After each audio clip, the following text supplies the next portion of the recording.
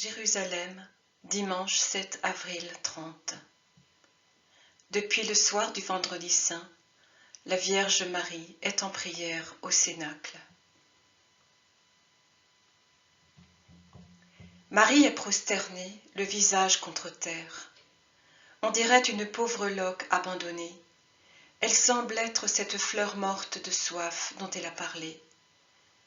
La fenêtre fermée s'ouvre en faisant fortement battre les volets, et avec le premier rayon de soleil, Jésus entre. Marie sursaute, lève la tête pour voir quel vent a pu ouvrir les volets, et voit son fils rayonnant.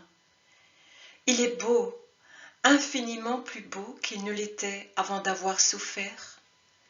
Souriant, vivant, plus lumineux que le soleil, vêtu d'un blanc qui ressemble à de la lumière tissée, et il s'avance vers elle.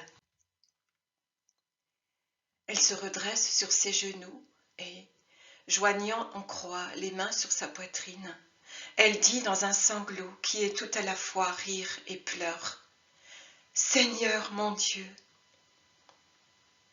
Et elle reste ainsi, ravie dans sa contemplation, le visage tout baigné de larmes mais devenu serein, pacifié par le sourire et l'extase. Mais lui ne veut pas voir sa maman à genoux comme une servante.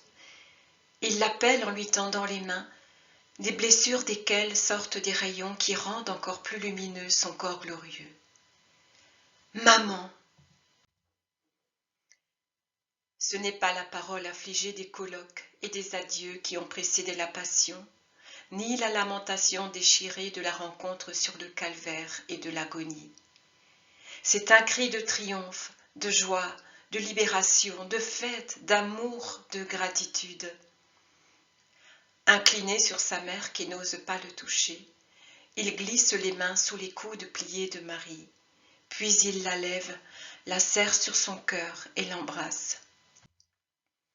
Alors Marie comprend qu'il ne s'agit pas d'une vision, que c'est son Fils réellement ressuscité, que c'est son Jésus, son Fils qu'il aime encore comme un fils.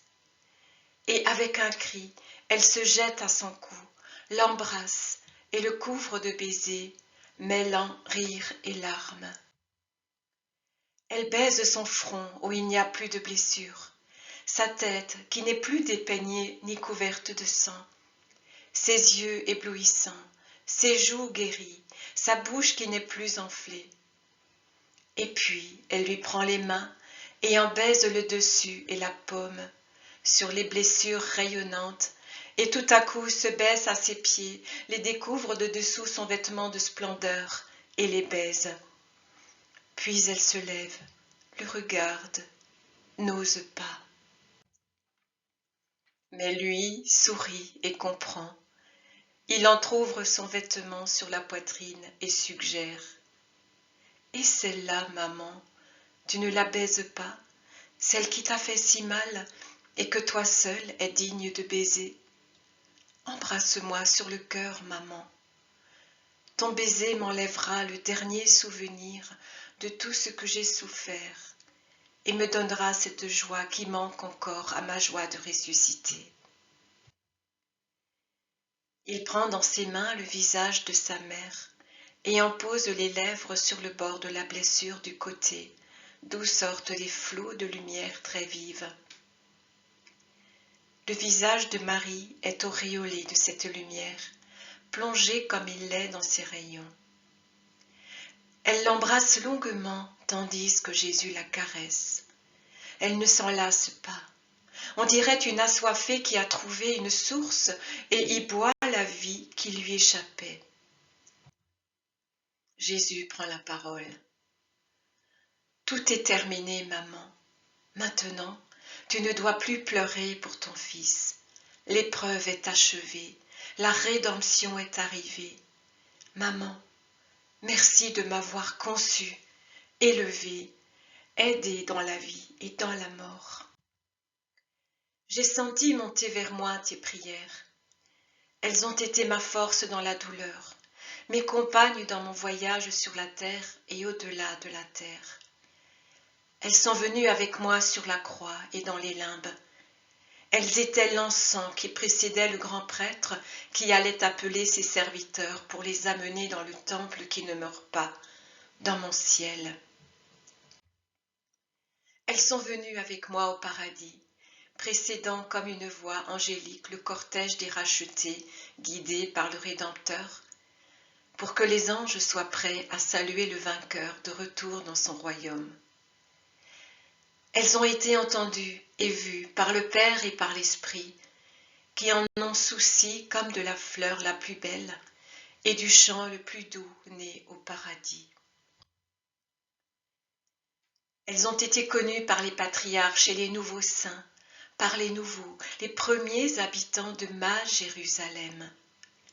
Et moi, je t'apporte leurs remerciements, maman, accompagnés des baisers de nos parents, de leurs bénédictions et de celles de Joseph, ton époux d'âme.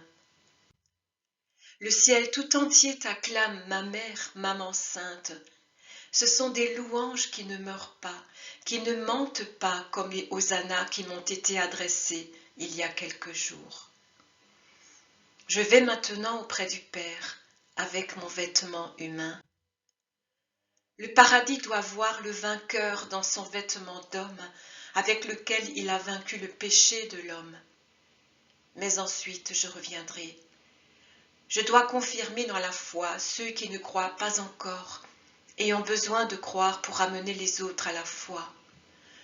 Je dois fortifier les faibles qui auront bien besoin de force pour résister au monde. Puis je monterai au ciel, mais je ne te laisserai pas seule, maman. Tu vois ce voile? Jésus parle du voile de Véronique. Dans mon anéantissement, j'ai dégagé encore une puissance de miracle pour toi, pour te donner ce réconfort. Mais j'accomplis pour toi un autre miracle. Tu me posséderas dans le sacrement, réel comme je l'étais quand tu me portais. Tu ne seras jamais seul. Ces jours-ci, tu l'as été. Mais il fallait aussi à ma rédemption cette douleur que tu as éprouvée. Ma rédemption s'enrichira encore beaucoup, car les péchés abonderont continuellement. J'appellerai tous mes serviteurs à cette participation corédemptrice.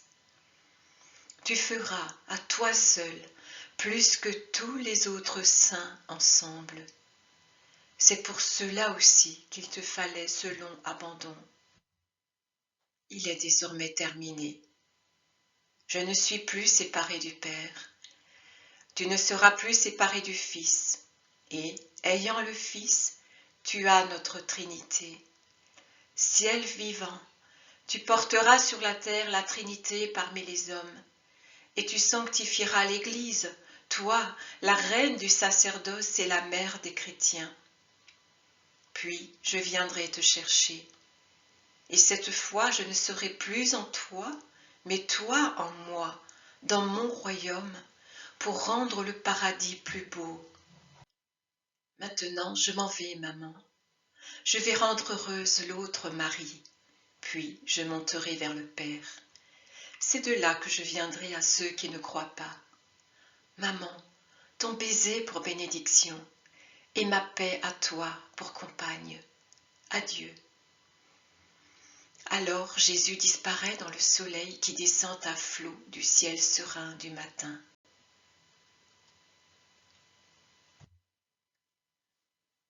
Commentaire de Jésus. Les prières ardentes de Marie ont anticipé de quelque temps ma résurrection. J'avais dit, le Fils de l'homme va être tué, mais il ressuscitera le 3e jour. Je suis mort vendredi, à 3 heures de l'après-midi.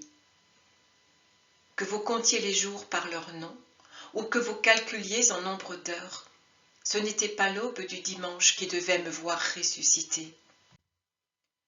Mon corps est resté sans vie 38 heures seulement, au lieu de 72. Et, pour ce qui est des jours, je devais au moins arriver au dimanche soir pour dire que j'étais resté 3 jours dans la tombe. Mais Marie a anticipé le miracle. De la même manière que par sa prière, elle a ouvert les cieux quelques années avant l'époque fixée pour apporter au monde son salut, elle a obtenu d'anticiper de quelques heures ma résurrection, pour que je puisse procurer quelque réconfort à son cœur défaillant.